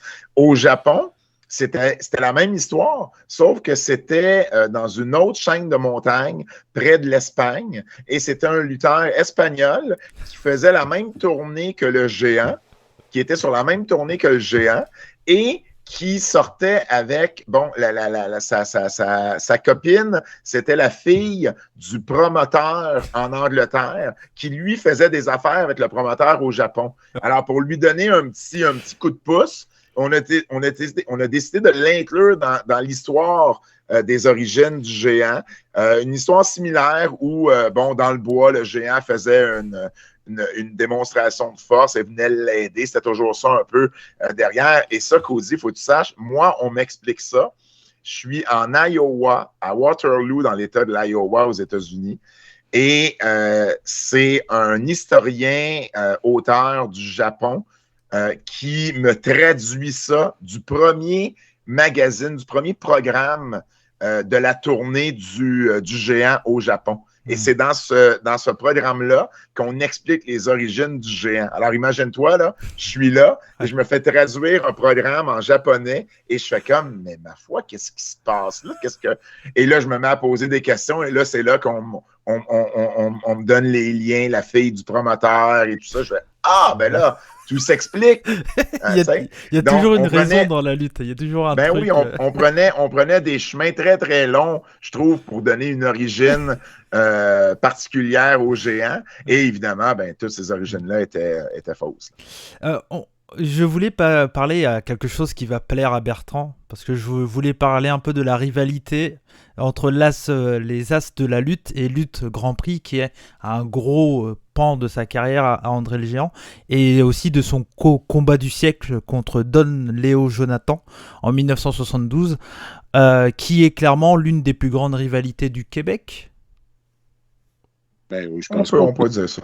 C'était une des, en termes de rivalité, du moins si on se souvient d'une rivalité en plus de cette époque-là, c'est souvent celle-là. Là. C'est un peu le fameux combat du siècle, c'est le géant, il va avoir une carrière incroyable par la suite. Le combat du siècle, c'est comme devenu une expression. Là, dès qu'il y a un grand combat, c'est le combat du siècle et tout ça origine de ça en termes de catch. Et le géant va avoir un impact majeur, c'est-à-dire qu'il va dès le départ, faire de grands prix, soudainement des compétiteurs avec les As, là, qui sont la fédération établie, c'est la famille Rougeau, ils ont les connexions un peu partout, politiques, la commission athlétique, etc. Et du jour au lendemain, si on veut le simplifier, l'arrivée d'André et cette attraction-là, et bon, le Québec a toujours eu une histoire d'amour avec des artistes français qui se démarquent. Et inversement. On va et on va en faire un des nôtres et on va justement on va le mettre en équipe avec Édouard, qui est déjà notre chouchou. On va, par la suite, lui trouver cet adversaire-là qui est dans Léo Jonathan et on va créer une mythologie autour de ça. Le combat du siècle, le combat revanche du combat revanche, la tournée à travers la province. On va vraiment faire... Et à ce jour, je pense que c'est presque une bonne chose. On ne peut pas retrouver d'image de ce combat-là qui a pourtant été filmé. Puis je pense que le souvenir des gens puis la façon glorieuse dont on en parle fait que probablement que si on reverrait le combat aujourd'hui puis qu'on pourrait analyser les images, peut-être qu'il ne survivrait pas très bien à l'épreuve du temps. Aux souvenirs rosés que les gens en ont fait au fil des années. Là. Donc, moi, je trouve ça beau. Je trouve ça merveilleux qu'on ait cette mythologie-là dans le monde du catch qui existe sur divers moments dans le temps et que jusqu'à ce jour, les gens s'en souviennent, en parlent à leurs enfants, qui en ont parlé à leurs enfants. Donc, c'est merveilleux. Et c'est le combat du siècle, Jonathan André, après ça, la prochaine étape qui va faire propulser le catch ailleurs, ce sera le fameux affrontement de WrestleMania 3 avec Hulk Hogan, qui va devenir l'autre combat au point marquant de la carrière d'André. Puis là, André va lancer, on en parle beaucoup dans le livre, mais toute la fondation de la WWF de cette époque-là, qui va devenir le monstre qu'est la compagnie aujourd'hui, est basée sur le programme d'Hogan et André et l'utilisation d'André dans cette dernière run de sa vie. À ce jour, chaque émission de WWE commence avec André. Ouais. Et il y a une Battle Royale au nom d'André, donc, par exemple. Trop souvent, Cody, on pense que pas qu'on pense, mais les différents documentaires ou livres sur le géant, c'est comme si la carrière du géant s'était terminée après WrestleMania 3, après le fameux passage le passage mythique de la torche un peu du flambeau du géant à Hogan. Avec la première fois que Hulk Hogan avait fait un enfourchement à André le Géant. La première fois. Oh oui, la première fois que le géant se faisait enfourcher. C'est ça. Ça aussi, on en parle dans le livre, toutes les fois où c'était arrivé avant, ce qui est très drôle d'ailleurs. Moi, j'ai halluciné quand j'ai lu, je fais, mais c'est arrivé tant que ça de fois avant, en fait. Oui, parce que le géant, s'il te faisait confiance, s'il t'aimait, il n'y avait pas de problème à ce que tu lui fasses un enfourchement. C'est vraiment Vince McMahon Senior qui a commencé à essayer de rentrer dans la tête du géant qu'il fallait qu'il fasse attention avec ça parce qu'il fallait qu'il se protège, qu'il protège la grandeur et le gabarit qu'il avait.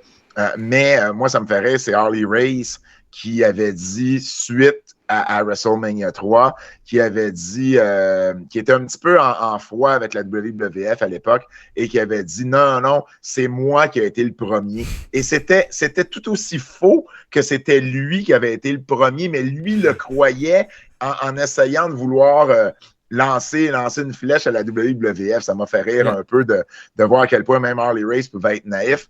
Mais tout ça pour dire que la fondation des Premium Live Events de la WWE découle de cette rivalité-là, parce que WrestleMania 3, c'est une chose. Mais après WrestleMania 3, le géant subit une opération au dos. Opération qui a... Écoute, tu poses la question à Vince McMahon aujourd'hui, il va te dire que l'opération est arrivée avant WrestleMania 3 et pourtant, on a les documents, les preuves médicales que c'est arrivé par la suite. Donc, il y a l'opération. Et en WrestleMania 3, qui est en mars 87, à l'automne, en novembre 87, c'est le Survivor Series, le tout premier Survivor Series. Quel est l'attrait, l'attraction? C'est équipe Hogan contre équipe André. Et André, c'était le match parfait pour lui parce qu'il avait encore de la misère à cause de son opération. Donc, il n'est pas obligé de passer 20 minutes dans l'arène à lui seul. Ensuite, le Royal Rumble, le tout premier, c'est en janvier 88. Quel est l'attrait? C'était même pas un combat, c'était la signature du contrat pour un match entre Hogan et le géant. Ce match-là arrive en février à Main Event, qui a été vu par 33 millions de personnes aux États-Unis. Donc, il demeure à ce jour le combat de catch le plus regardé aux États-Unis depuis. Ouais. Et là, c'est la gimmick avec les frères Abner. C'est le géant qui remporte le titre, qui le donne à Ted DiBiase. Et ensuite, WrestleMania 4, là, il y a un tournoi, mais le match que tout le monde veut voir, c'est le match revanche de WrestleMania 3 entre le géant et Hogan. C'est le seul match de la deuxième ronde, de la deuxième braquette. Et ça se termine au premier SummerSlam en août 88, où on voit les Mega Powers qui sont Hogan et Savage contre les Mega Bucks qui sont André et Ted DiBiase. SummerSlam, Royal Rumble, WrestleMania et Survivor Series. Bon, c'était pas le premier WrestleMania, mais c'était le premier WrestleMania qui vraiment qui génère une publicité. Bon, c'est le fameux 93 000 C'est pareil, personnes. Ça vous en parlez aussi dans le livre que bon, voilà. Oui, exact. Donc tout ça pour dire que c'était vraiment cette rivalité-là a fondé les 4 plus importants PLE de l'histoire de la compagnie. Tu te forces à le dire quand même. Je suis full mood PLE maintenant. Mais clairement, Pat a reçu un courriel lui disant qu'il fallait présenter. Le terme pay-per-view était banni maintenant. J'ai eu aucun courriel. Si tu savais à quel point je reçois 0 courriel. Mais ça me fait tellement rire que je veux juste le dire le plus souvent possible. Premium Live Events. C'est comme tout bon promoteur de lutte va compter tout le monde qui est là dans l'édifice. Et c'est pour ça qu'il parle toujours d'attendance record. Donc, si tu vends des hot dogs aux concessions, t'es compté comme étant présent au spectacle. Exact. Et si tu conduis le petit kart en arrière, si tu stationnes des véhicules, si t'étais l'ami de l'ami qui était là backstage puis qui n'a pas payé de billet, t'es compté. Et peut-être si t'avais le malheur d'avoir deux emplois ce soir-là, ça se peut qu'on t'ait compté en double. OK. Et le promoteur de lutte va arrondir ça pour que ça fasse un beau chiffre. Ouais. Mais pour que ça fasse un chiffre pile, quoi. Mais ceci dit, il y avait, pour vrai, 79 000 personnes. Là. C'est énorme. C'est ça va prendre des années plus tard avant que WrestleMania soit dans des stades de football comme c'est maintenant. Mais c'était le premier à avoir les deux. Le premier avait été fait au Madison Square Garden, ce qui était un aréna que la WWF utilisait régulièrement. Le deuxième avait été fait dans 3 arénas différents, une expérience qu'on n'a plus jamais répétée par la suite. Mais ça, c'était vraiment le tout premier, en plus avec le match Hogan géant qui suscitait là, une attention extraordinaire et qui a vraiment lancé ce que WrestleMania est devenu par la suite. Et c'est ce match-là qui l'a fait. Là. Dave Meltzer dit toujours qu'il y a 2 matchs, les 2 plus importants matchs de l'histoire moderne de la lutte. ce sont Hogan géant et Shawn contre Brett à Montréal au Survivor Series en 97, pour différentes raisons, bien évidemment. Mais Hogan géant a cette marque-là là, à côté d'elle. Pour revenir dans le passé, on va dire, après cette grande rivalité, je vous inviterai, j'imagine que vous en parlez dans le livre que vous avez fait sur la lutte québécoise. Vous avez fait un livre sur la lutte québécoise. Absolument. Oui, voilà, ouais. J'ai eu peur de la rivalité entre les as de la lutte et lutte Grand Prix. J'imagine que c'est un grand passage de votre livre. Ouais, et moi, c'est quelque chose qu'on parle dans chacun de nos livres, ouais, en fait. Okay. Parce que Maurice Vachon était très impliqué également là-dedans parce que il était promoteur pour le Grand Prix, puis le géant à cause de son implication.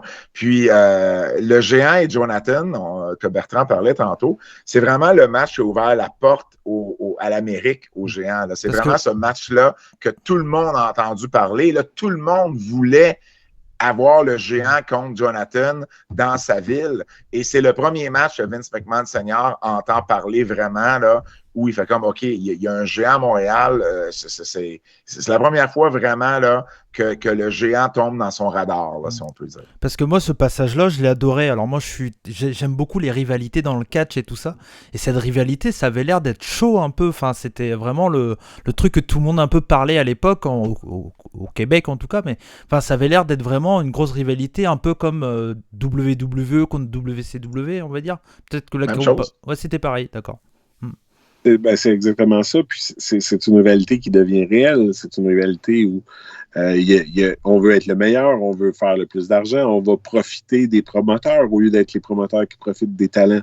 On va faire augmenter son salaire. On va signer une garantie à la signature. Les frères Leduc vont d'ailleurs en profiter au Québec en passant des As de la lutte à lutte Grand Prix. Ça permet de créer des matchs de rêve. On a soudainement deux personnes qui n'étaient pas dans la même fédération qui soudainement se retrouvent au même endroit. Forbidden Door. Avec le géant est connu pour la rivalité des frères Vachon et des frères Leduc. Donc, c'est ces choses-là qui sont possibles. Ce qui fait que, un peu comme on parlait tantôt avec le fameux combat du siècle, c'est romantique là, comme quand on pense à ça, là, parce qu'on a l'impression qu'on ne verra plus ce genre de situation-là. Là. De guerre, on imagine la commission athlétique qui joue des coups derrière, des coups non légaux pour essayer de mettre les bâtons dans les roues de lutte Grand Prix parce qu'ils sont plus proches de la famille Rougeau. Eux parce qu'ils sont plus proches de Jean Béliveau et du Canadien de Montréal vont réussir à contourner ça. Excuse-moi, Bertrand, il n'y a jamais eu de film sur cette histoire-là? Parce que Netflix, il faut qu'ils achètent les droits. Moi, ça m'intéresserait, moi. C'était vraiment une guerre de talent. Quand tu disais WWE, WCW, il y a toujours deux gagnants dans ce genre de guerre-là. Les lutteurs, les catcheurs, parce qu'ils font beaucoup plus d'argent et il y a beaucoup plus de visibilité sur eux, et les fans. Parce que, justement, les deux compagnies tentent de se surpasser pour, justement, mettre l'autre... ou arriver à gagner cette guerre-là. Et cette rivalité-là fait pas différent de ce qu'on a vu dans les années 90. Il y a les Leduc transfèrent des As de la lutte à lutte Grand Prix. Il y en a d'autres qui vont suivre. Brito, Bravo vont suivre également. On essaie d'aller chercher on se bataille pour le même talent. On est prêt à payer plus pour avoir certains lutteurs. On va utiliser les mêmes, bon, évidemment, WWE, WCW, c'est à travers l'Amérique.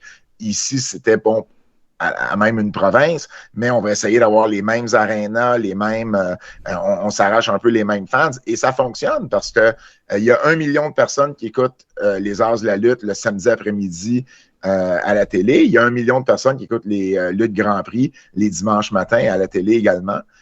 Mais il faut dire qu'une fois que tu prends le temps d'analyser ça froidement, le Grand Prix a été dominant dans cette guerre-là, même si c'est elle qui l'a... Donc, même si c'est elle qui a perdu au final... Tu es très bon, Bertrand, là-dessus. C'est intéressant de voir et de penser que les gens des As aujourd'hui vont dire, les Grands Prix étaient un flash, puis on a fini par gagner, mais les gens de Grand Prix vont nous dire « Ouais, mais on était tellement supérieurs aux As de la lutte encore à ce jour aujourd'hui. » C'est des rivalités qui traversent les époques. La famille Rougeau, ils ont gagné la guerre. La famille Vachon dit « C'est nous autres qui avaient le meilleur produit. » Mais puis quand on regarde en titre, à titre d'assistance que Luc Grand Prix attirait, Luc Grand Prix attirait beaucoup plus que les As de la lutte pendant au moins 18 mois. Tellement que les As de la lutte utilisent à peine le Forum de Montréal à l'époque. Et à Québec, dans la ville de Québec, c'est encore pire. Dans la ville de Québec, les As de la lutte ne font même pas d'événements dans le plus gros aréna de l'endroit, qui est le Colisée, qui contient quand même c'était 15 000 personnes, mais on pouvait excéder ça jusqu'à 17 000. Et le Grand Prix, régulièrement, fait plus de 15 000 personnes au Colisée de Québec, alors qu'à Montréal, je veux dire, les As de la lutte ne font que quelques milliers seulement.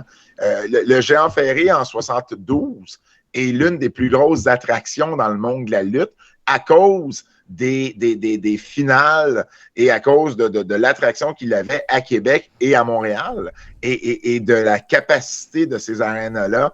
Tu sais, contre Jonathan, c'est 16 000 personnes la première fois, plus de 20 000 la deuxième fois, 12 000 la troisième fois. À Québec, seul ou en équipe avec les Vachons, c'est régulièrement des 13, 12, 15, 16 000 personnes. Donc, il se déplace du monde là, dans cette guerre-là que le Grand Prix aurait gagné si ça avait été mieux géré. C'est vraiment l'histoire de la WCW. On dirait qu'Eric Bischoff comprenait le français et avait déjà étudié le Grand Prix à l'époque. Il a dû le dire que c'était grâce à lui, non? Pas un truc comme ça? Pas encore.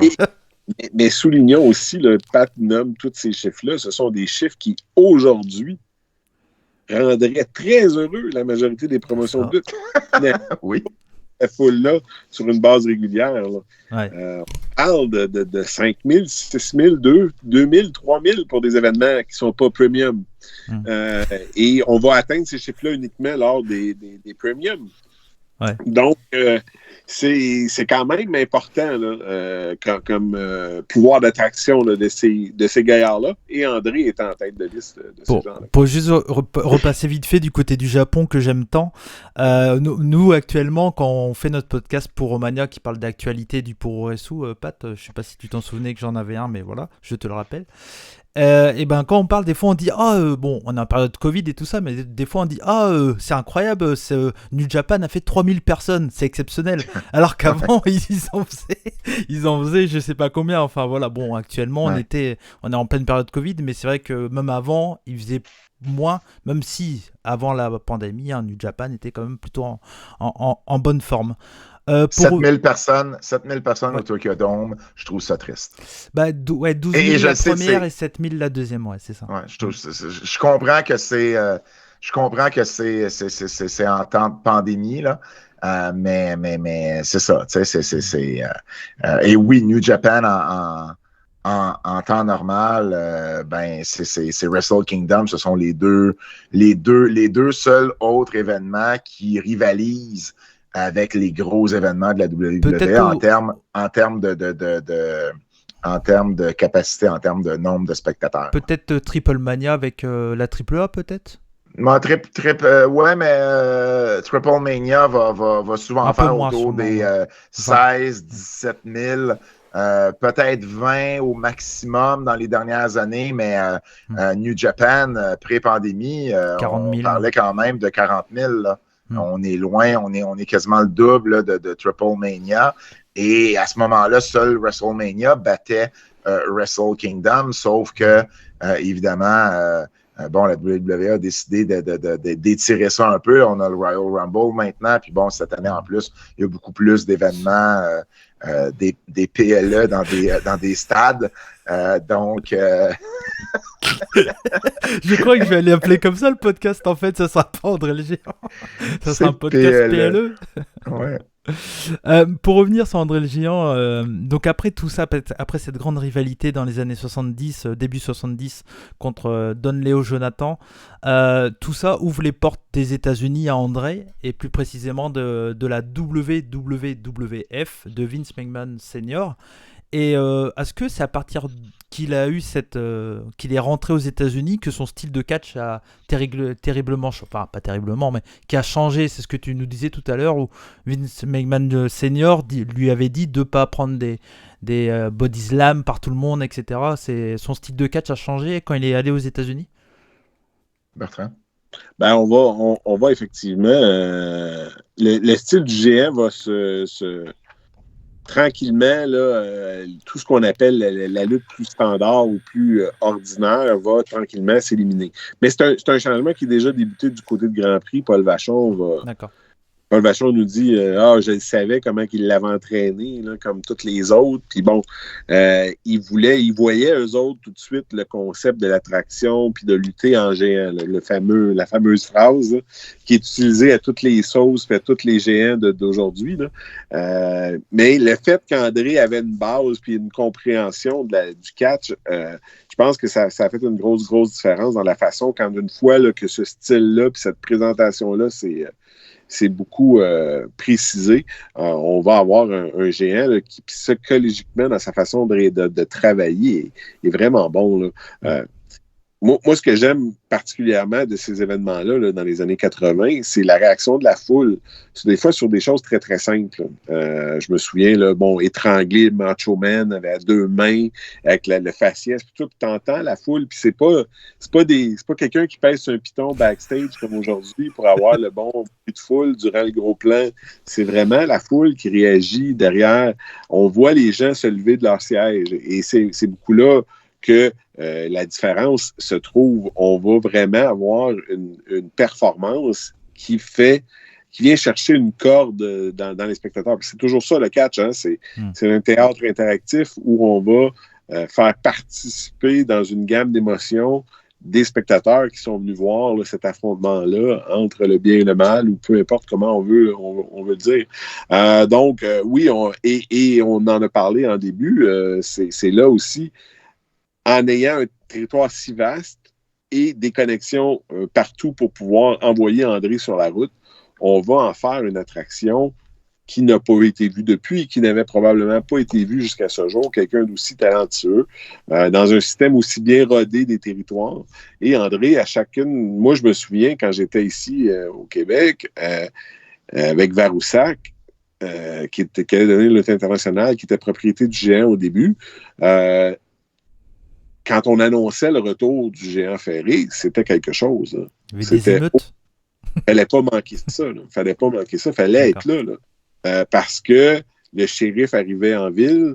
Ce que les méchants avaient fait, il était pour être arrêté. Là. Personne, le héros revenait en ville faire le ménage. Il y avait cette émotion-là. Et quand c'était la première fois depuis que tu allais voir le géant, c'était quelque chose. Et le géant allait toujours chercher des amateurs qui n'étaient pas des amateurs de lutte, n'étaient pas des gens qui avaient déjà vu du catch, mais l'attrait de voir le géant ferré en personne qui dépassait par ses activités déjà à la télévision, puis par la suite au cinéma, c'était toujours quelque chose de spécial. Et on va tranquillement, donc, construire ce nouveau André-là qui va être plus populaire que jamais. Là. Mais moi, j'avais une question qui m'est venue comme ça. André, il a catché plus heel ou face dans... Babyface. C'est juste qu'au Japon, il était heel.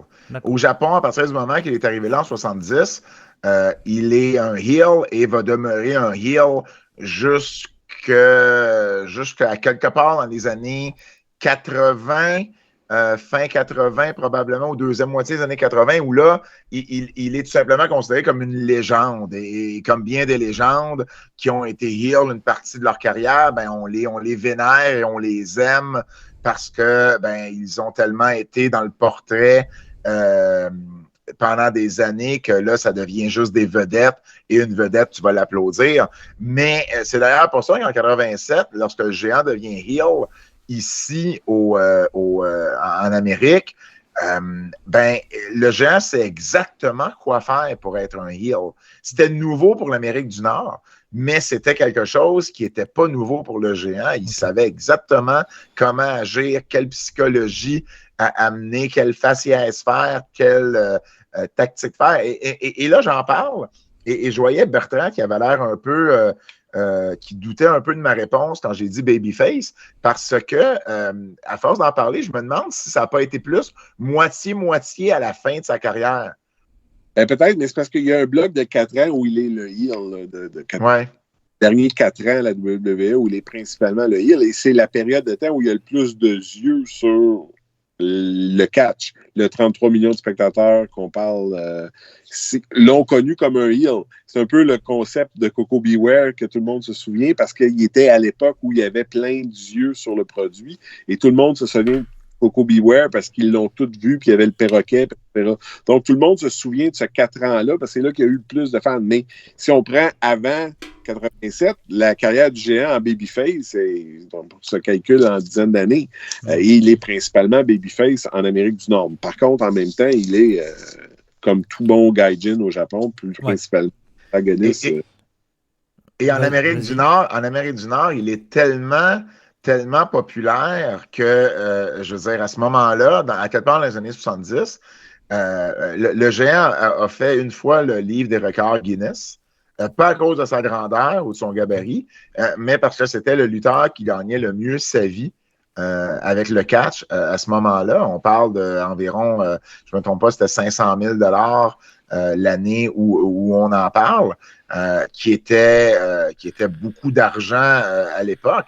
Le géant ferré dans les années, surtout dans la deuxième moitié des années 70, mais à partir du moment qu'il arrive pour McMahon, donc 73 à 79, le catch n'a pas la popularité ou n'est pas vu de la même manière aux États-Unis. Très peu de catcheurs font des talk shows américains, sont invités dans des émissions, tout ça. Le géant est l'unique ou à peu près l'une des rares exceptions à cette règle-là, où non seulement on l'invite un peu partout, mais il commence à faire des films, il commence à faire des émissions à la télévision américaine.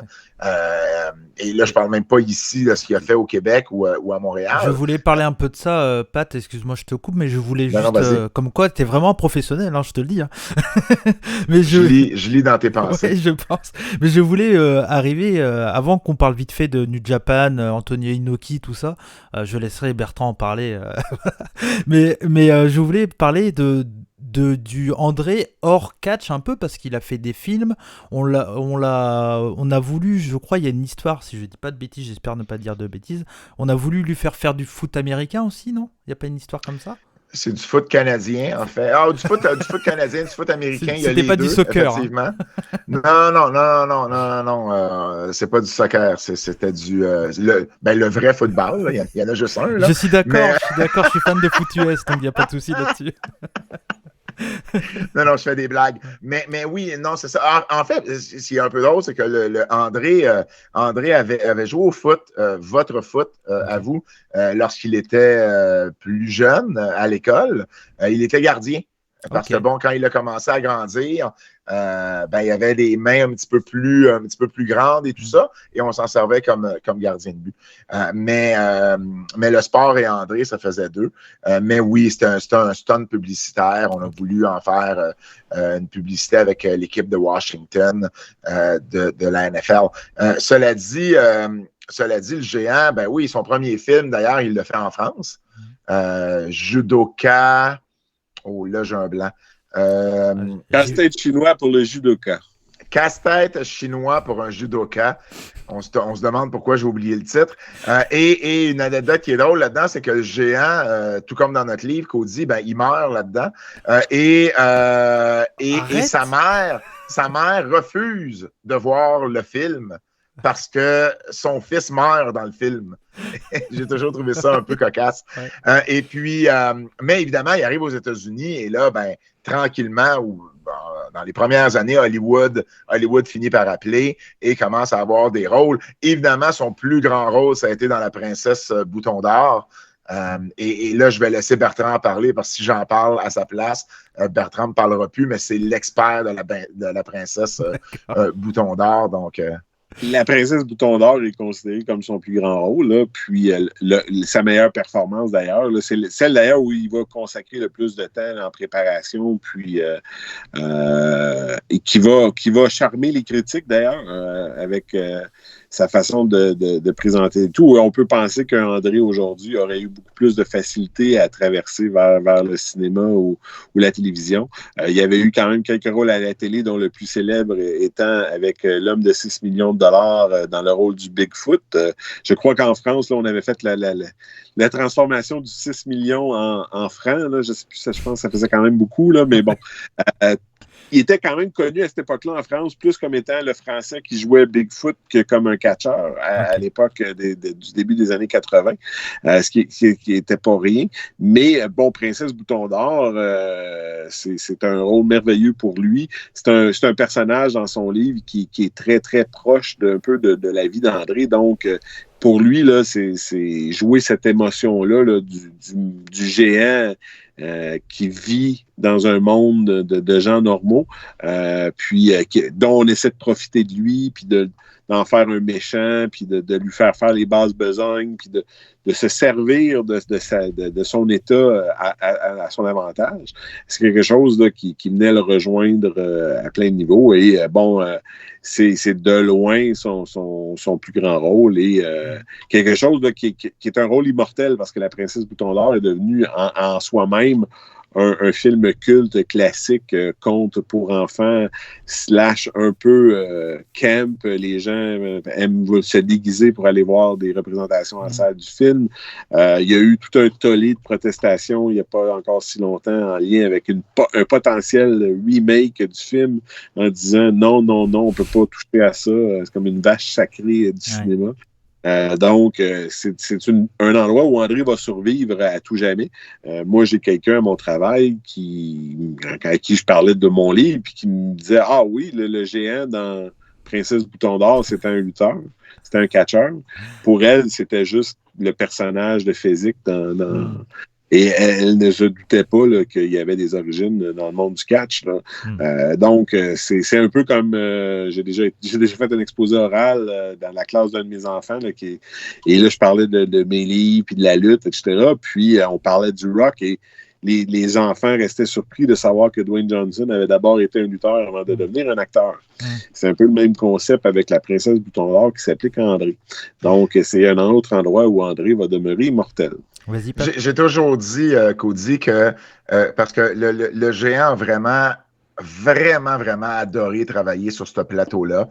Parce que, bon, faut comprendre que le géant, à cause de sa maladie, à cause de son gabarit et tout ça, le géant pouvait pas se cacher en dessous d'une casquette et une paire de lunettes soleil, tu comprends?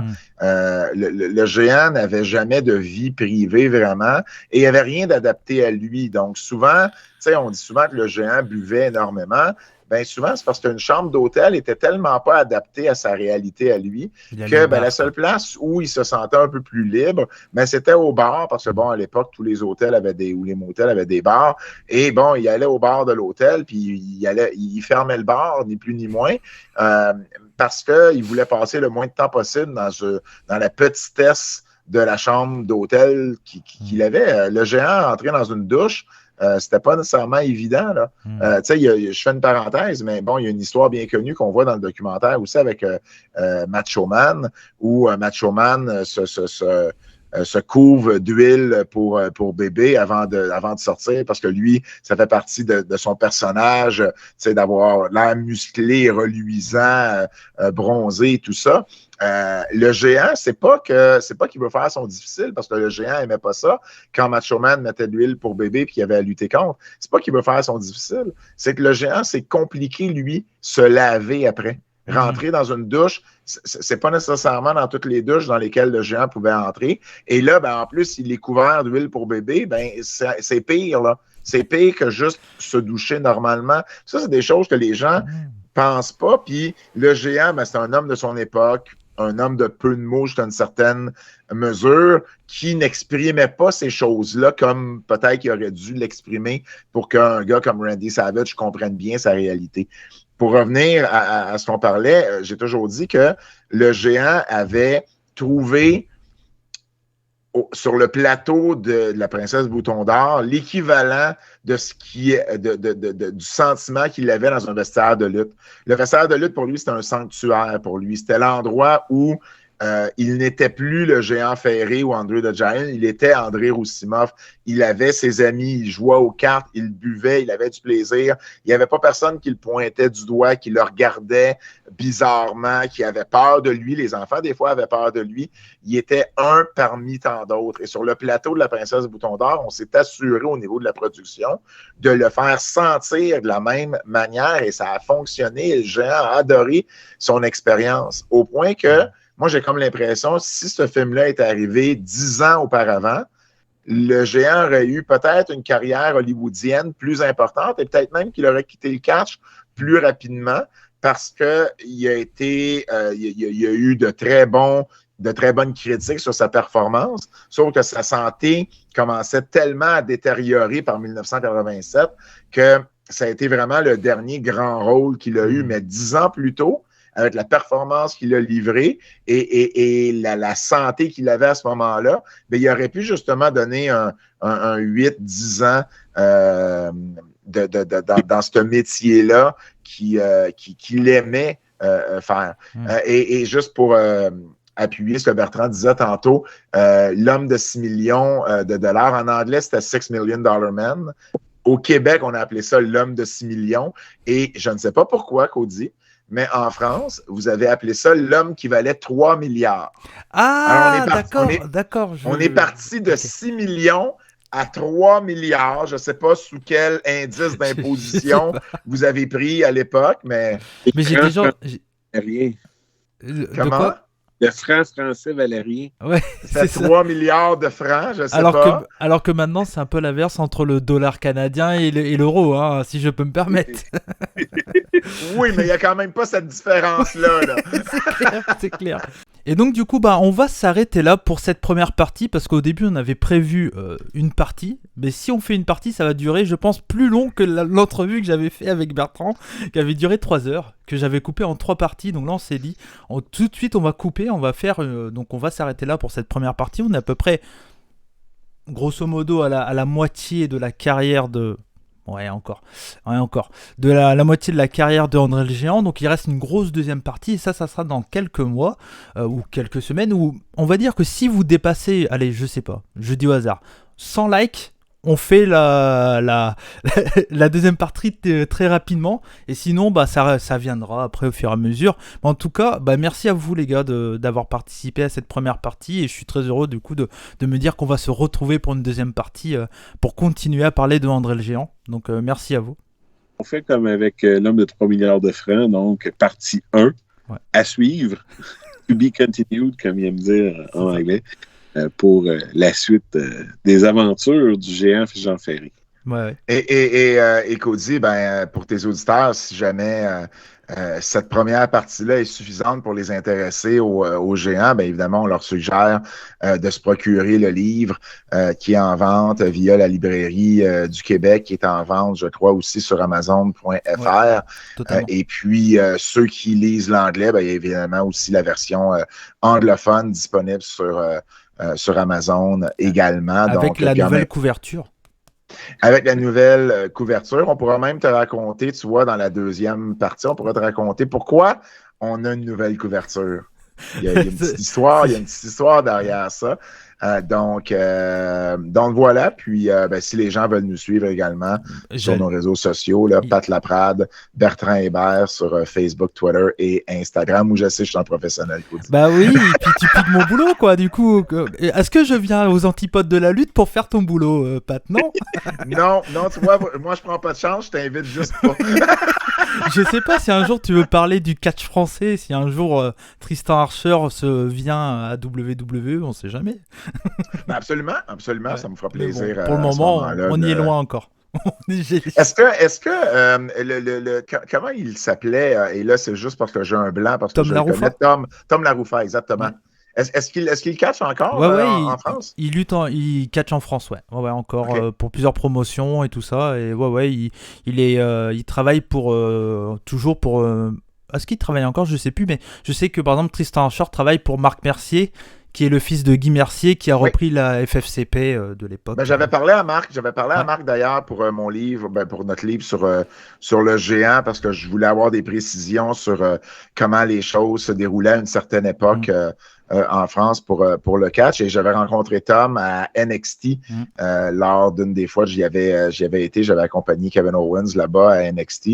Et Tom y était encore à ce moment-là. Il était tellement content juste de parler français avec quelqu'un qui parlait français.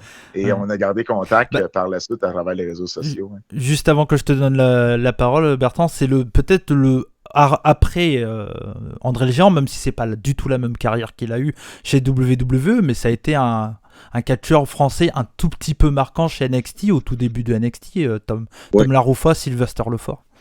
NXT 1.0. Oui. À l'époque des pay-per-view. À l'époque où Paul Lévesque avait encore un mot à dire dans la compagnie. Mais en tout cas, mais n'hésitez pas à suivre Pat Laprade et Bertrand Hébert sur les réseaux sociaux. Tout sera dans la description, bien entendu. Allez écouter les Antipodes de la lutte tous les jeudis soirs pour nous. Donc voilà. Et puis, oui. Oui, curieux.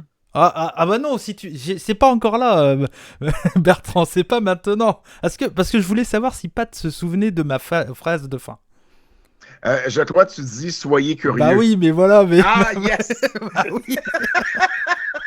Bon, en tout cas, merci à vous de nous avoir suivis ce soir pour cette première partie donc sur la carrière d'André le Géant. N'hésitez pas à suivre, bien entendu, mes invités partout sur les réseaux sociaux et pas dans la rue. C'est important de le préciser. Et puis, oui, bah. Surtout Sport de France pour venir nous suivre dans la rue, c'est vraiment weird. Attention parce que j'ai de plus en plus de Québécois qui m'écoutent. Hein. Attention. Ah, ok, c'est correct. mais en tout cas, voilà, n'hésitez pas à les suivre et puis n'hésitez pas à laisser un bon gros like. Voilà, je vous le dis, le petit test, on va dire, s'il y a 100 likes, bah voilà, on fera tout de suite rapidement la deuxième partie. Mais en tout cas, la deuxième partie arrivera très bientôt. Merci à vous de nous avoir suivis. Comme on dit chez nous, banzai, et surtout n'oubliez pas. Soyez curieux. C'était ton cue, Bert. C'était ton cue. Bah c'est à toi aussi, c'est les deux invités qui le disent. Hein. C'est les deux invités qui le disent. Ah, tu vois, j'avais manqué cet épisode-là. On peut-tu le recommencer? Ah bah non. T'as une chance et c'est tout. Ah, c'est dommage. Mais tu peux le dire après. La dernière fois, je l'ai manqué, fait que ça arrive au meilleur d'entre nous. Je le dirai la prochaine fois. Merci et merci Cody de parler aussi souvent de catch québécois et de nous de parler de nos catcheurs et à des personnes comme moi, Bertrand, Marc Blondin également. Donc un grand merci pour ce que tu fais pour le catch québécois. Merci à vous parce que bon voilà, Bertrand, j'ai parlé un peu plus avec lui, il sait tout mon amour que j'ai pour la lutte québécoise, pour ce que vous faites aussi, puis pour voilà, du grand respect pour vous deux, donc merci à vous d'avoir accepté, puis j'ai hâte de vous retrouver pour la deuxième partie du coup. Allez, soyez curieux. Oui, mais là du coup ça sera pas dans le podcast là. Oui, faut que ça soit, faut que tu gardes cette partie. Bon je garderai.